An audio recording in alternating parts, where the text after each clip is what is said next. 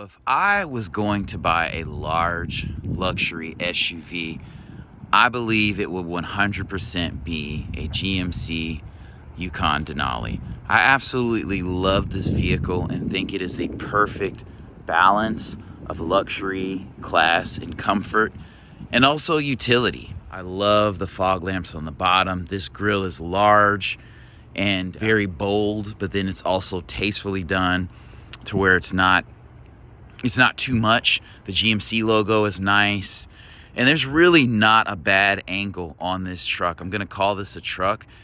And when I say I would take this over any other vehicle, if I'm looking at a large SUV, so not something like an X7 or a GLS, but over an Expedition, a Navigator, over even a Cadillac Escalade. I just think these, you know, those are more prestigious, but I feel like these are just more classy when I see them, in my opinion.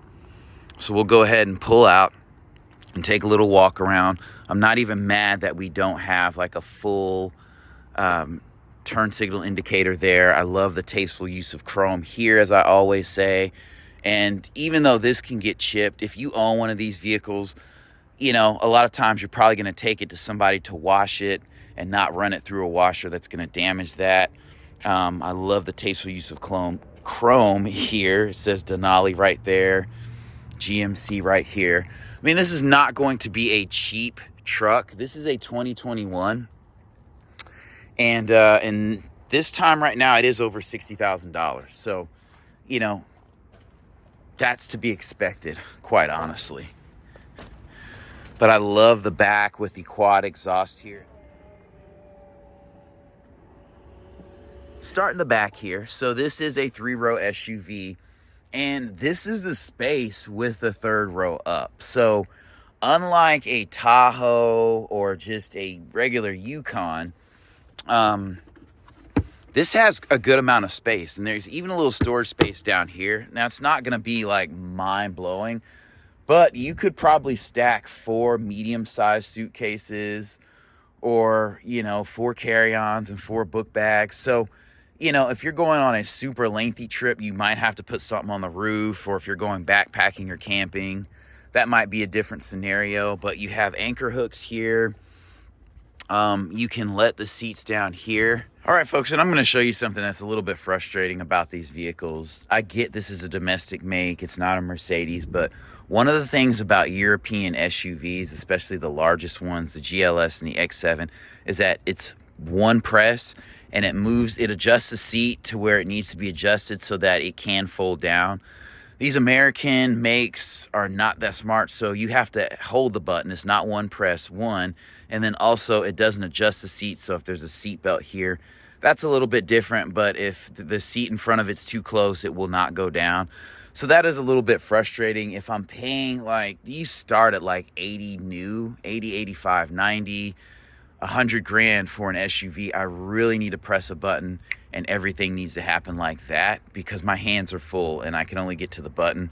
So here's another frustrating thing. So I actually had to climb into this vehicle, use my key to press in on this because I couldn't press in this little part. Ooh, sorry about the glare. I could not press into that little red part with my hand and then release that to get that to come up. I do not like that design. I don't know what they could do differently on that, but I had to do all of that to ensure that the seat would come down. So that's kind of what I'm talking about. While I'm in this part, I will say that I am pleased that this seat not only flips up so it's easier to get in and out of this vehicle, but there's also a rail so it slides front and back, or forward and backwards, so you can adjust your leg room there. But we'll check that out in a second. But this is what it looks like. So you get a ton of utility here, and you could honestly buy mats, and I know GMC has mats that go over the back of these seats to where if you're like putting some lumber in here or some things from, you know, Ace Hardware, Home Depot, or Lowe's, you can get that knocked out with ease. And I think there's a lot of hidden utility in this vehicle. You see it as a luxury vehicle, but you can actually use it. Throw some sod back here.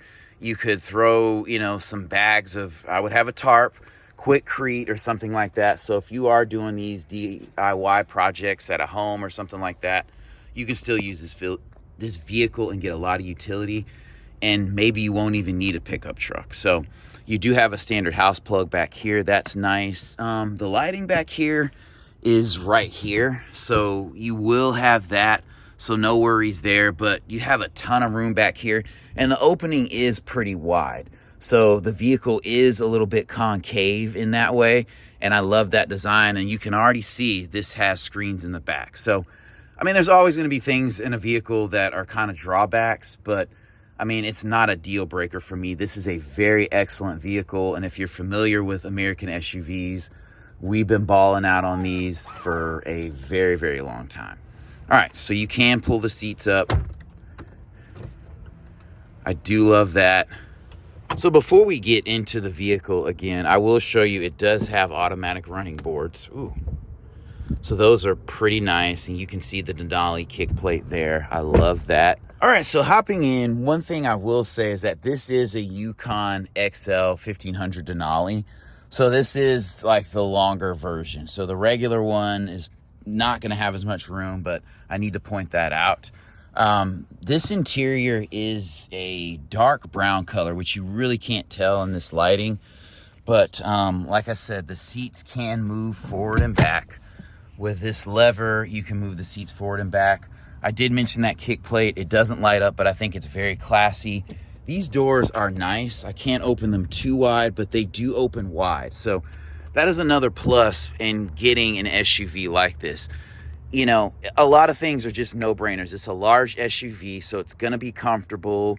You know it's going to be comfortable because it's a Yukon Denali. You know you're going to be sitting up, and you know the doors are going to be wide, and so entry and exit is going to be easier with this running board. Even if you're an older person, a person with bad knees, it's not a problem. The step up is not that daunting. Again, this is a big door. You have stitching in here. This is classy, nicely done. This is soft touch, probably faux leather, faux wood inlay, but it looks good. And those are things you're going to find in an X7 and a GLS as well. You have Bose audio. You have a speaker here, so that's super dope. Stepping up, again, not a problem. You can slide the seat forward and back. This is not the widest seat. So these seats are, and they don't have, you know, much bolstering, so they are flat. So if you are a larger person, you might feel like this seat is a little small. Like if you're, I'm just going to say it, if you're an obese person, you might feel like this is a bit small. It does give you good room, and there's a little pass through here so you can walk back there, which is nice. No surprise here. You have HDMI inputs right here. You have temperature controls here. These seats are heated. You do have screens right here. So it looks like you can just plug something in here and it'll play on the screen right here, which is incredibly dope. I do not know, in some vehicles they have like a Blu-ray player that you can plug something in and it'll play something back here. I'm not sure if that's the case, but this is a really nice feature, especially if you have kids. You already know, long road trips. Dope. It does come with these, you know, audio headphones, and these are wireless, so that's really a nice touch. GM does it right with these larger SUVs. And I'm just gonna step back here into this seat. Now, I'm pretty spry, but I think even if you're not, like, climbing back here is not a huge problem. So you have a good amount of leg room, or headroom, excuse me. And then sitting back here, let me turn you around. My feet have a good amount of space here, so, you know, I'm not really complaining about that. You know, sitting back here behind this seat, like, if you're a larger person, this might be a little tight, but I'm over 6 feet, and I have pretty long femurs. I could sit in this seat here and be comfortable, and actually I could give this person a little bit more leg room. So this vehicle has a good amount of room. You have a cup holder here, a charge port here. The window is kind of like behind you for the most part. I mean, you can see some things out, but visibility is not the best if you're in the back here, but I'm not complaining. Here's a look at the cabin from the back. Very clean, very classy. Love the carpeting back here. Like, you could fit 3 smaller adults back here. Probably more ideal to have 6 passengers here. But like 6 passengers with luggage would be no problem here. I love the LED lighting up here. And there's also, you know, the storage light back there, which is nice. And then we also have a vent right here and a vent over there, which is very nice. And that's kind of the configuration of the window there, as you can see. So the lighting's not going to be great back here, so I'm sorry about that. You know, again, this interior is like a dark brown gray. I would say like a dark grayish brown color, if I had to say. You do have charging options here that are very nice. I did not point those out. And you have the house plug here, which you're gonna need to have if you're gonna plug something in this HDMI right there. But I love that. And then you have heated seats back here. So very nice touches and amenities here to put this guy down. Just press this button and it's super nice. And you can press this button if you're in the back seat and fold the seat down if you need to get out. Let's see if it'll work on this one. So cool. And then you can just pull this latch, and this gives you a ton of space to climb out of this vehicle. Now, I would like to have some kind of grab handle climbing out. So if you're not the most spry person, climbing out will be a little bit of a challenge for you. So probably reserve Pop and Gmod to sitting in the second row or the front seats. And while I'm getting in the front seat, I just have to say, and I like the design of this door, and I like that this is black and this is glossy black, even though in the past I've mentioned these can scratch easily. When you have this type of vehicle, you're going to be careful with the rags you use and probably have it cleaned by a detailing shop. You spend that much money, why not? But the other thing I was going to say is that these vehicles will last a very, very long time. This particular vehicle, and we'll look at the engine later, has a 6.2 liter V8 engine, and it does have all-wheel drive. So, like, this thing can go for, you can have this vehicle can go 20 plus years. So if you're familiar with the Suburbans of the 90s, you know how solid and rugged those vehicles are, even when being used and abused by families. So I love that. A continuation of class and understated looks stepping into this front seat. Ooh. There is a little bit of a step up, but you'll be fine with that running board. It looks like you do have paddles back here, which is interesting. I mean, you have a massive V8 engine. This is a very comfortable leather-wrapped steering wheel. It says Denali on it. I'm not going to honk the horn. So all of your drive modes are here. You have like a hill descent thing here. You know, some auxiliary buttons here. Your electronic parking brake is right there. So, you know, I think that's a dimmer switch. Your headlights are right here. So everything's pretty straightforward. The steering wheel is heated, going back to that. You have forward collision warning. I love that. You have an analog digital display mix. I mean, this is a 2021. I'm not mad that it doesn't have an all digital display. The buttonry here is so nice. That's one of the things I love about this vehicle is the buttonry. It saves so much space and it's so practical. I don't know why more manufacturers don't do that. And when you're paying them a ton of money and they're getting high margins on these large SUVs, they kind of reward you. So keep that in mind. The buttonry I'm talking about is right here. Parking, reverse, neutral, drive. So easy. Low gear.